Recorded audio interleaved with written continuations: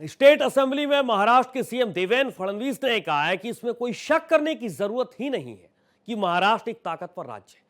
ये 106 शहीदों के द्वारा बनाया गया एक अखंड महाराष्ट्र है और इसीलिए किसी को भी इस बात पर शक नहीं होना चाहिए कि मुंबई को महाराष्ट्र से अलग कर दिया जाएगा। जब भी चुनाव पास आते हैं ऐसी बातें उठती हैं। मुंबई कल भी महाराष्ट्र की थी, आज भी महाराष्ट्र की है और जब तक सूरज और चांद रहेगा मुंबई महाराष्ट्र का हिस्सा रहेगी।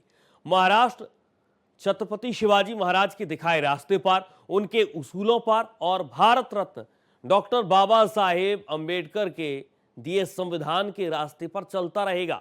महाराष्ट्र के सीएम देवेंद्र फडणवीस से कहते हैं कि मैं ये नहीं कहूंगा कि राज्य का खजाना पैसों से भरा हुआ है, लेकिन बड़े राज्यों की इकोनॉमी को देखते हुए महाराष्ट्र की इकोनॉमी सभी क्राइटेरिया पर खरी उतरती है। आरबीआई ने हमें अपने ग्रॉस डोमेस्टिक प्रोडक्ट के 25% तक लोन लेने की इजाजत दी है। हम इस लिमिट तक पहुंचने से बहुत दूर हैं। इस मामले में हम देश में तीसरे नंबर के राज्य हैं।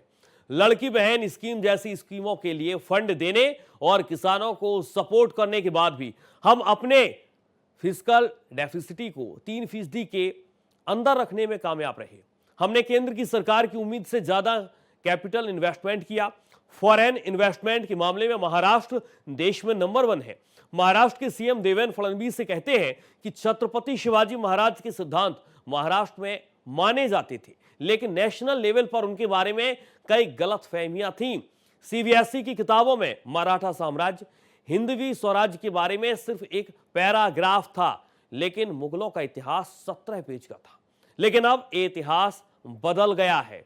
केंद्र सरकार ने अब सीबीएसई करिकुलम में छत्रपति शिवाजी महाराज और मराठा साम्राज्य का 21 पेज का इतिहास शामिल किया है।